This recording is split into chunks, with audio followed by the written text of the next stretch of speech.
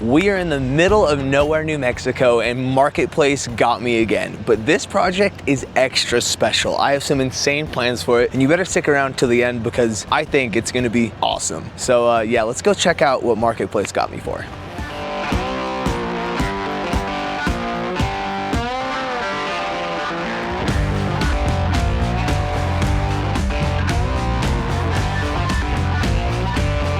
Well, I bought this thing, my first Toyota. Yeah?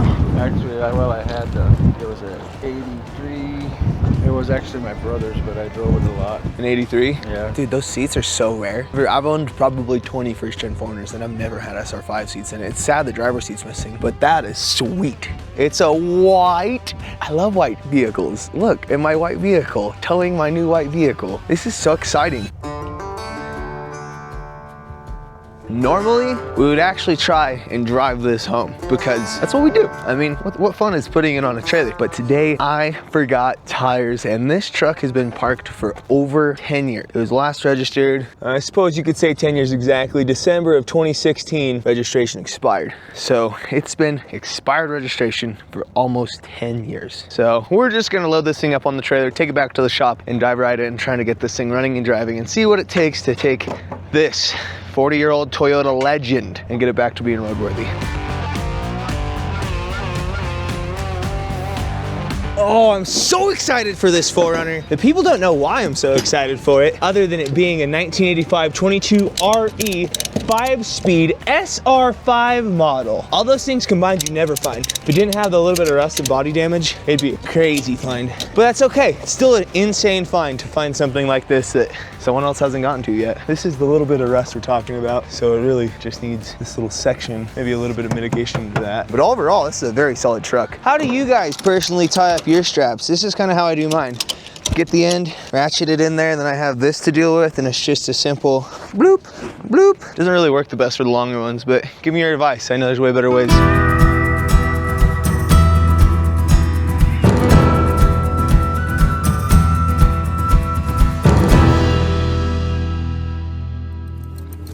All right, guys, we got it home. We waited 2 days too long, and now there's snow everywhere, but we're gonna go ahead and get this thing off the trailer, get it in the shop, and see what it's gonna take to get this 40-year-old Toyota Icon back to a running, driving, daily driver status, because this thing deserves to be back on the road. Look at it, it's freaking SR5. It's got power everything. And also, I haven't really looked at it because I was cold and windy there, and now it's cold and windy here, so let's get in the shop where we can actually give it a good gander. Dun da da da.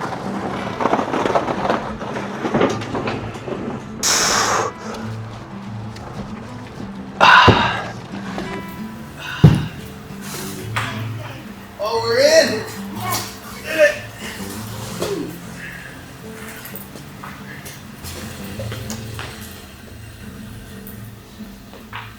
I'm not gonna lie, I'm actually so excited this thing's in the garage. Poor thing was neglected and cold out there. And I'm really excited to start working on yet another 85 4Runner. So first things first, I think what I'm gonna do is I'm just gonna throw a good old new battery in the thing and kind of just see what happens. I don't know, it's been sitting for 10 years. It's almost guaranteed the gas or the gas tank or all of the above are really bad, but you never know till you try. All right, I did just take it to the car wash and clean out the engine bay just a little bit when I cleaned off all the snow because I didn't want all the ice dripping inside of the garage. It's already making a mess, but anyway, just excuses, I know. The tightest battery terminal known to mankind.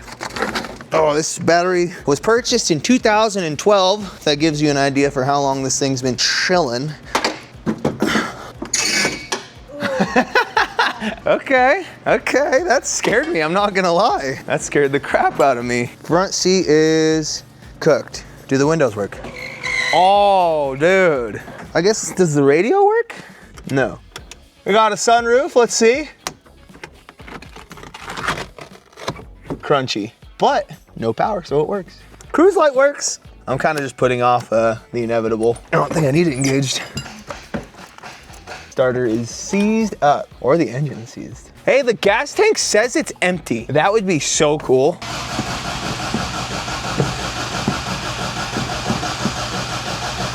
All right, I'm gonna have to believe that the gas tank is empty. We do have gas. Before we do that, I actually got a cool new tool. Let's just stick the borescope that we have into the gas tank. because I'm excited to use it. And I think if it's nasty in there, I'd rather know before we put gas in there. Normally what I would do in this situation is I would just put gas in there and hope and pray. Problem is, if you put gas in there with bad gas, nasty tank, whatever might be in there, you're gonna have to dispose of the gas when you drop the tank and fix the problem. That costs money, it costs you time. So what we're gonna do, try and check out this Teslong endoscope. Now what this thing is it's like a 5-foot-ish long camera on a wire. You got a screen here and you can just shove this thing in all the places that you can't normally see, whether it's a fuel tank, your cylinder head, if you have some weird noise up there, whatever the place may be, this will go see a whole bunch of places that we can't see. So we're gonna open up the fuel tank, we're gonna check out what's inside there, and I'm hoping that it looks good and it just needs gas, but I'm assuming there may be a deeper problem. If it is just a fuel pump, it's actually super cheap to replace a fuel pump, but the problem is you don't really know what the problem is until you're almost hours, if not days, into diagnosing. So what we're doing now, we're just going right down this little fuel tank hose, and we're gonna have to fish it around for a minute. Oh wow, this is actually so easy to use, it's crazy. I've always wanted one of these, but I've never justified it for whatever reason, one thing or another. But and just like that, we are just about in the tank. Uh-oh. All right, so right away, the tank looks a little rusty. That is obviously a problem. That is the top of the fuel tank and it's very rusty. So I'm gonna assume that the rest of the fuel tank looks very similar. Let's try and get eyes on the fuel pump itself. The cool thing about this is this little lever here actually turns the head of the whole tool so we can look around the entire tank without actually moving the cable itself. There is liquid in this tank. You can see the glare from the light, but yeah, you can see clear as day. Oh, I can take pictures with this. That is so handy. So now I can just take these pictures of the computer, blow them up bigger, and see what's going on. All right, I have visual on the fuel pump. That is the top of the fuel pump there. You can see this is the hose clamp, and there's most definitely some varnish and nasty stuff on there. So again, traditionally what you'd have to do is either just send it with fuel, or you just have to tear it apart hoping that this is the problem. Luckily, with this Teslong endoscope, it is just so easy to find and diagnose the problem before you tear into anything. We have done nothing but crank this thing over, but I'm already almost certain that I know what the cause is. So without further ado, thank you so much to Teslong, because you just saved me hours of work and you saved me a ton of money not having to put fuel in here to take fuel out to then properly dispose of. It's a whole nightmare when you do that. And let's go ahead, put this thing on the lift and start tearing this thing apart. If you guys are interested in one of these, there's gonna be a link in the description where you can get one. And again, thank you so much to Teslong for sponsoring today's video. I know I'm gonna use this thing so much, and it is definitely a tool everyone should have in their arsenal. Stocker than stock gets, man. We got the stock exhaust, stock engine trans key case. Muffler may have been replaced. Yeah, definitely was replaced at some point. But oh yeah, it was replaced. We even got a tailpipe. Just all broke off back here, held up with by a baling wire. But overall, super clean. No rust on the chassis. Super clean chassis. Just got a little bit of fender rust over here. Over there, this fender looks really good. No rust there. The rockers are in really good shape. Everything's leaking. The rear pinion seal's leaking. Transfer case is leaking. Transmission's leaking. Engine's leaking. Front differential's leaking. Or it's covered in oil from all the leaks above it. But brake fields are leaking, so you know they're there. Guess without further ado, let's go ahead and drop a fuel tank.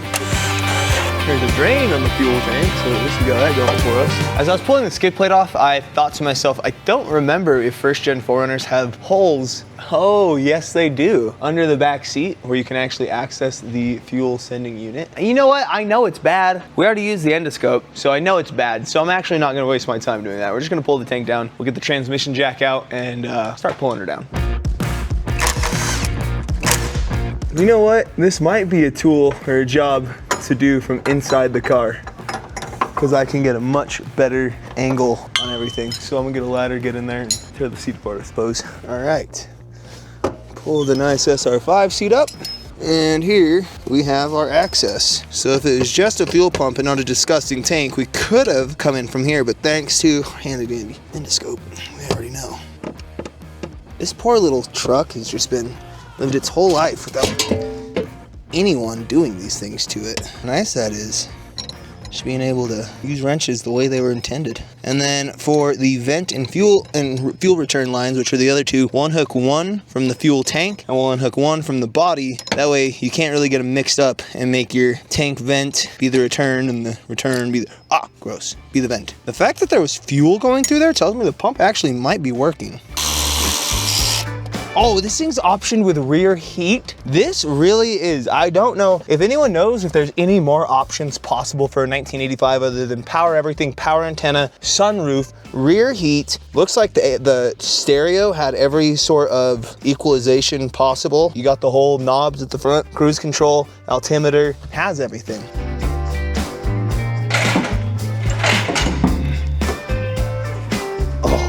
It is a positive sign when the screws come out with a screwdriver.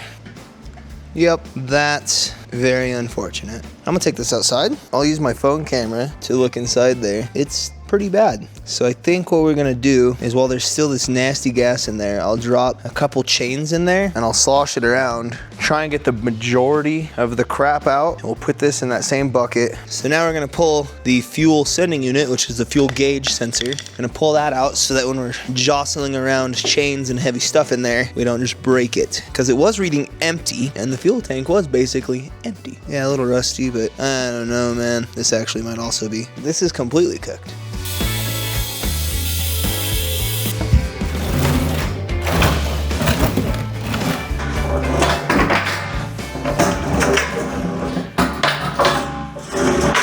If you guys could smell, if there was smell vision, you'd all probably click off the video right now. Is I went to the car wash, and don't worry, just car wash this onto the ground. That wouldn't be nice. There is no gas in here, but it's just not cool. I just stuck the nozzle in there and sprayed around, so all the crap's in here, but we're gonna see how bad it is, and I know it's not good. Oh yeah. And now we can just put these into buckets, let the water evaporate on a warmer day, obviously, and all the rust and crap will be left in the buckets. All right, I got a couple more buckets, but yeah, just look at all this floaters. That's insane. All of that is no longer in the gas tank. All right, after literally hours of cleaning this stupid fuel tank, it's done. It's actually in really good shape now. It came through. We do have some rust in there. I'll probably just try and forget about it, to be honest. Maybe if I have a clogged fuel pump or a dead fuel pump, I'll deal with it then. I think this is a very reliable tank now. So what we need to do is address this. This fuel sending unit is nasty. We got rust everywhere. This is the return and it's just caked. So we're going to have to do some work and get that working. I think I'm gonna hit it with a wire wheel first after we get the old fuel pump off, and then probably try and stick like some TIG rod up that return line and just see what we can do to revive that, because that is what actually delivers the fuel to the engine, and we need very good reliable engine delivery to have a reliable daily driver. I mean, fuel, spark, air, run. That's how it works. So without further ado, let's rip into this fuel sending unit.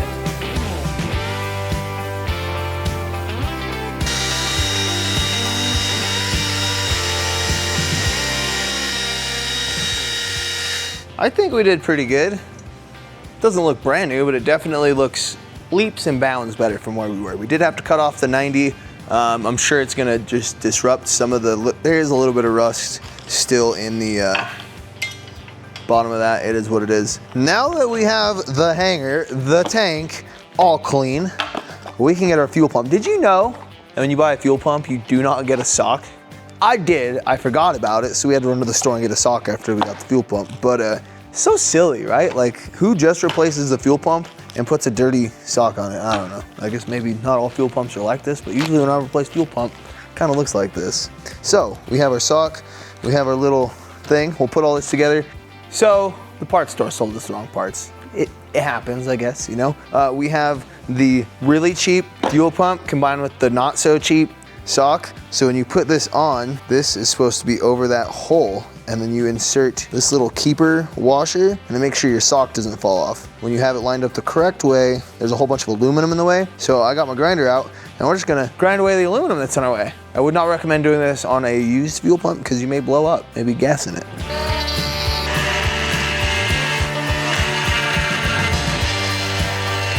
Cannot say I'd recommend doing this, but if in a pinch, it works. Sock is gonna be like weird and off to the side.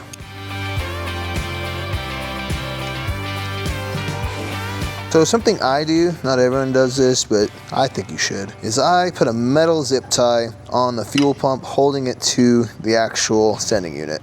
And this just makes sure the fuel pump doesn't go anywhere. I have seen many people lose their fuel pumps inside their fuel tanks. So this is just a good security. Sick.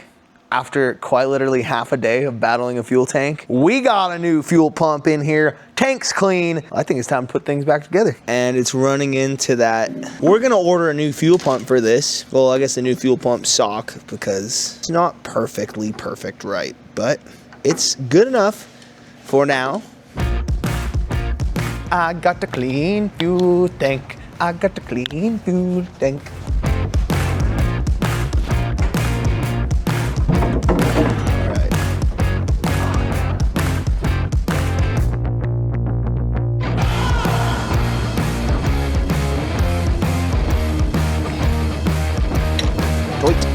The previous owner told us that the passenger door didn't open at all, the inside or the outside handle. What he forgot is there's 2 handles on the passenger door, and the rear handle does work. If you didn't know, on these old 4Runners, there's actually a handle up in the front and in the back. So if you have a rear passenger like a kid, you can put them in the back, they can sit in the back, and if no one's in the front seat, they can still use a foot lever to make the front seat scoot forward, and then there's a handle in the back so they can let themselves out. Pretty cool old 80s tech there.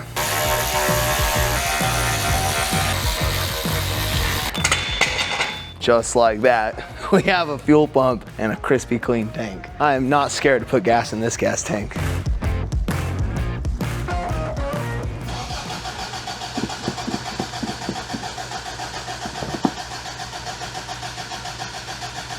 All right, well, let's check spark. You need fuel, spark, and air. If you don't have any of those things, it's not gonna run. So we should have fuel. I guess we could check the fuel, make sure we have fuel pressure and spark. So to check spark, it's pretty easy. That's a very strong spark too. That makes me assume we might not have fuel still. In order to check fuel, I'm gonna crack. This is the cold start injector, and it's hooked up straight to the fuel rail. So if we loosen this, we should see a little bit of fuel come out. Now, I saw a crazy trick online once where someone just smacked their injectors, just smacked them injectors with a freaking hammer, and they opened up. The injector clips are very sad. I guess we'll see what happens now. No way! Is that fuel? No, that was just dust? Dust. Can you believe? Kyle! Kyle! You go spam Boosted Boys comments that says it works. Wow.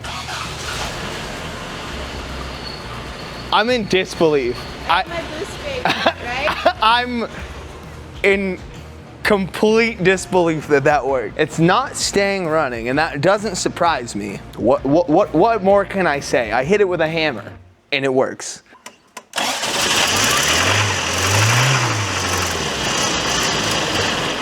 Okay, but it didn't have oil pressure. Yeah, no oil pressure. Yeah, the gauge could definitely be broken. And also there's some jankery down here. If you look down here inside the engine bay, this is the fuel filter right here. And the fuel filter is actually supposed to be bolted to the side of the block, and it's not. So someone has replaced it and not put it back. In doing so, they may have messed with the wire. All right, so real quick, we're gonna put spark plugs, wires, and a cap and rotor on this thing because it's been sitting for a decade, and who knows how long it was neglected before that. And we'll see if that improves the runnability, which it should. I mean, it definitely is not gonna make it worse, that's for sure.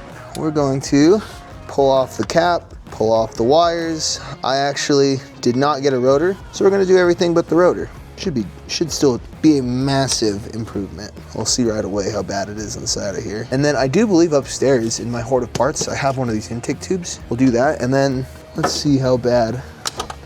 I know I got sidetracked real quick. Filter's not great, it's not horrible. Yeah, so these points are bad, and this is actually awful. So I'll maybe just wire brush that with a stainless brush real quick. We'll clean up action there. New rotor, or not new rotor, used rotor, new cap.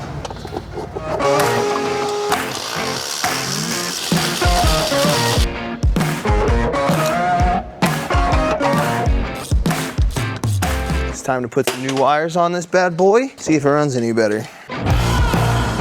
We'll clean up all these wires so they don't melt on the header. We're gonna pull this intake tube. I don't think this is the problem, but you know what? Let's rule it out.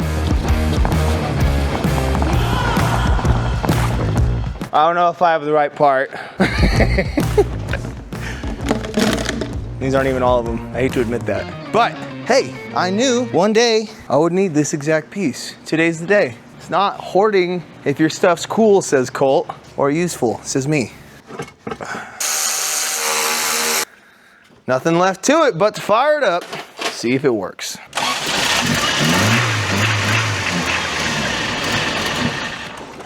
So it is very similar to it running out of fuel. It doesn't have very much gas in it. So I think we're gonna call it for tonight. Go grab another couple gallons of gas in the morning when we get back to the shop and see if it's just gas or see if it's something more. All right, it's the next day. I've had one heck of a morning. The drive shaft literally fell out of my truck. So, got gas finally. So not only are we gonna put more gas in it, I really think it's a fuel issue, so I bought a fuel filter this morning as well, and we're gonna throw a fuel filter on it. So once we do those two things, we'll try and see if it wants to stay running again, and if not, we'll start down the diagnostic list and see if we can't figure this out, because there's not a whole lot that can really be preventing it from continuing to run. And I'm really thinking it's fuel. We'll find out. All right, so as I mentioned before, someone has already kind of like pulled the fuel filter off the block and left it hanging in the bay, which is not the best thing, but it's really good for me because it really sucks to get to those fuel filters when they're on the stock location. So thank you, previous owner. Tied it up with some wire. We're good. So we can at least get the one side off and see what the fuel looks like. I think it's gonna be really bad. Oh, there's so much crap coming out of it. All right, could be a filter problem for sure. Did stuff come out? Yeah, so much is coming out. Stuff is coming out. That's a good sign for us, bad sign for the fuel. New fuel filter. Please, please, please.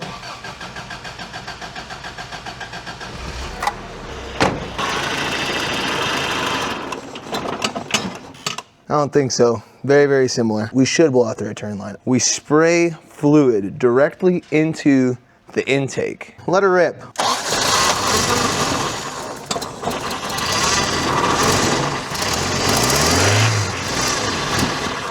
Okay, well there's so much crud in this vacuum line that I almost can't get fluid in it. That's kind of crazy. Why would there be so much crud in that vacuum line? Let's blow out that return line. So the return line is right here. I'm gonna go get a cup and I'm gonna have you crank it. And if we don't see any fluid come out of there, then the fuel pressure regulator could be bad. Okay, I've never had no fuel return. So Mike was right. Mike at Mike's Toys is linking his YouTube channel below. He hasn't posted any videos as of yet, I don't think, but he's about to start posting really cool old Toyota content. He's like the guru with these old 22 REs. That's crazy, I've never seen a fuel pressure regulator completely gummed up.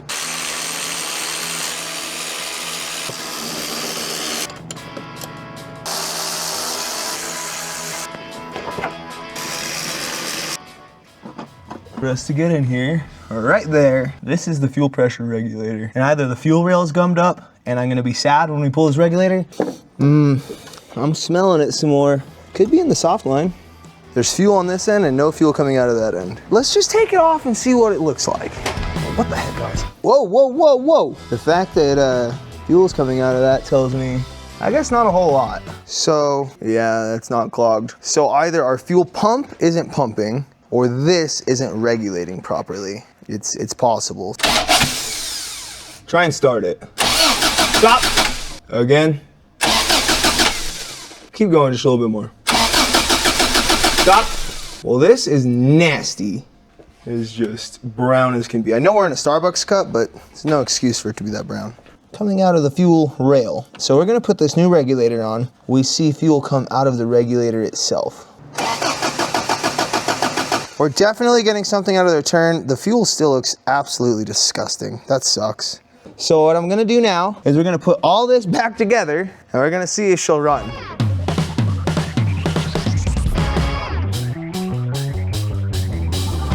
And just like that, we got a new fuel pressure regulator. I witnessed fuel with my own two eyes come out of it. I think it's time to try and fire it up again. Suppose we give her a whack or a whirl or a smack.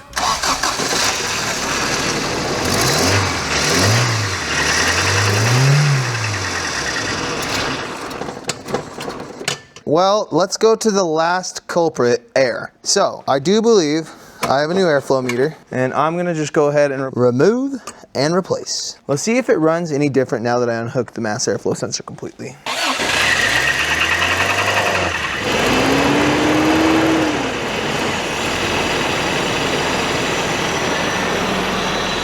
It's running better with the mass airflow sensor removed. And all I did was completely remove the mass airflow sensor. It was not plugged in. This could be bad. Guess what? The hoarder right here also has one of these. It's almost like I do Toyotas or something.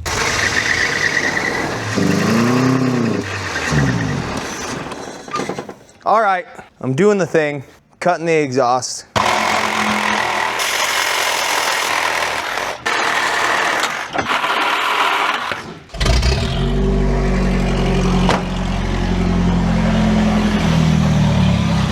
No! No! We are assuming that the fuel pump is bad.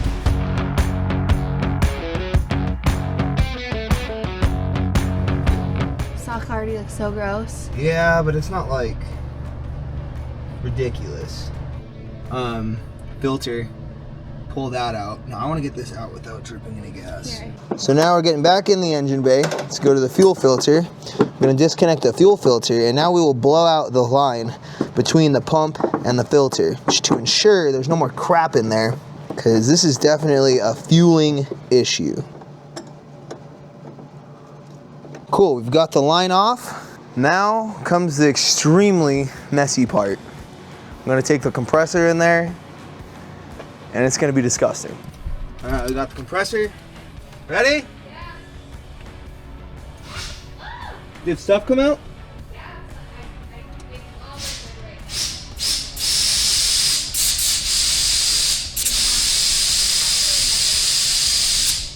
New fuel pump. Dun, dun, dun. Wow, this one's smaller. New stuff for new pump. This one came with a wiring harness. We're gonna have to wire it up. This goes here. This goes here. Which wire is which? And the instruction just says doesn't carry energy. Like it shouldn't carry. Shouldn't.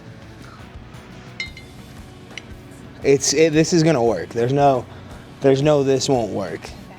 This entire time, it was just a bad new fuel pump. I'm gonna get another metal zip tie because I don't trust these to not fall off. Now we put it back in again. All right. Going down, down, down, down, down, down. Oh, and this, yeah. Yep, fuel filter.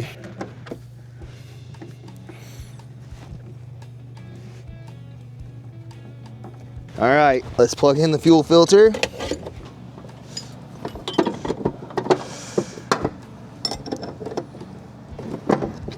Moment of truth.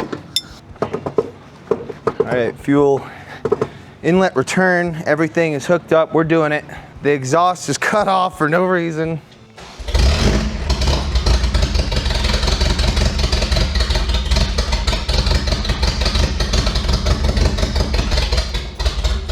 It definitely doesn't seem like it's running on all cylinders.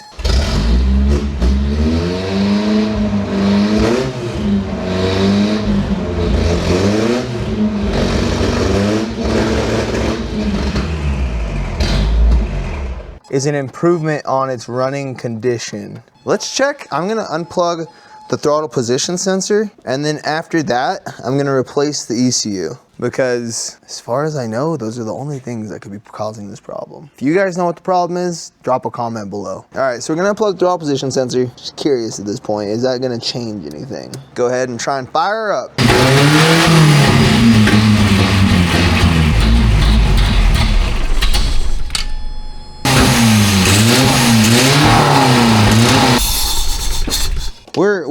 We're drawing a blank here. I'm gonna now check voltage at the pump.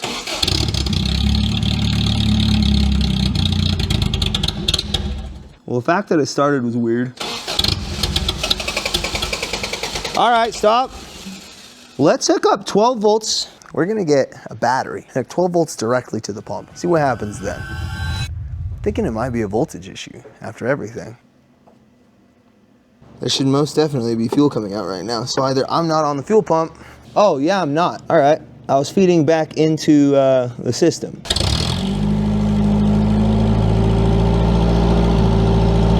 Give it some gas.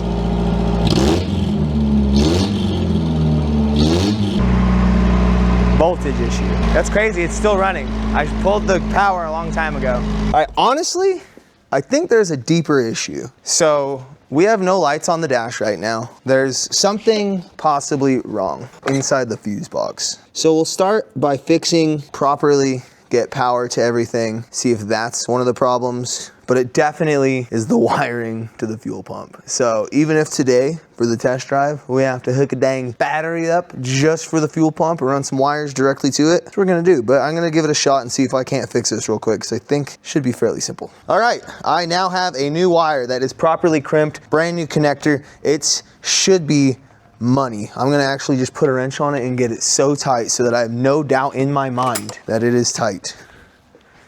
And we're gonna give it one more go. I plugged the fuel pump back in. Let's see what happens. All right.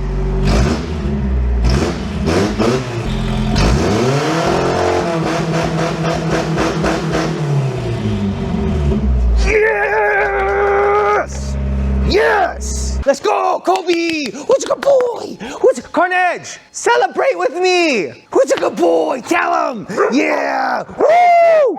Yeah! Woo! Kobe! Woo! It was undoubtedly running better after the first fuel pump. There's no question about it. Still very similar issues. So I want to say it was probably that wire the entire time. This one main wire to everything was just not letting quite enough voltage come through.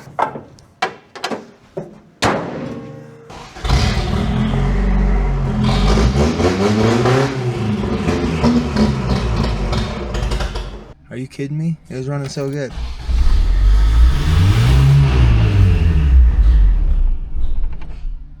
Are you freaking kidding me? We are gonna hotwire this thing and see if that's the issue. If we seem rushed, it's because we are. We're supposed to leave on a pretty big trip today, and everything is taking quite a bit longer than we anticipated. Trying a little harder this time. Can't even open the driver door, so, or the passenger door. I hear the fuel pump.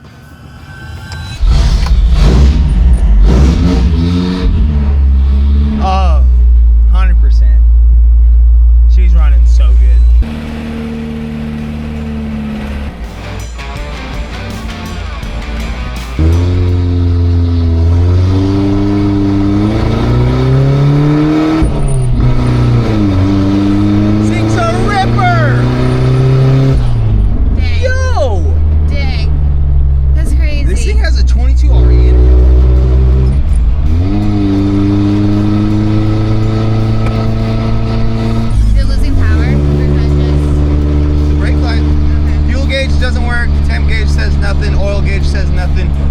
Says nothing. Voltage gauge seems to be working. It says 14. Yes! It does think 5,000 feet. 0. I don't think we can adjust that one. We're definitely not at 10.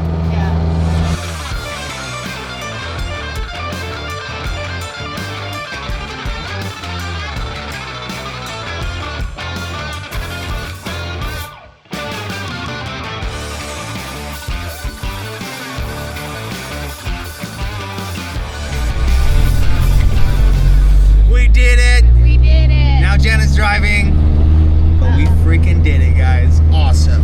We're gonna get back to the shop, make sure everything's still safe and sound, but for the most part, I think this was success. We definitely have a wiring issue, specifically with the fuel pump, but things are looking awesome.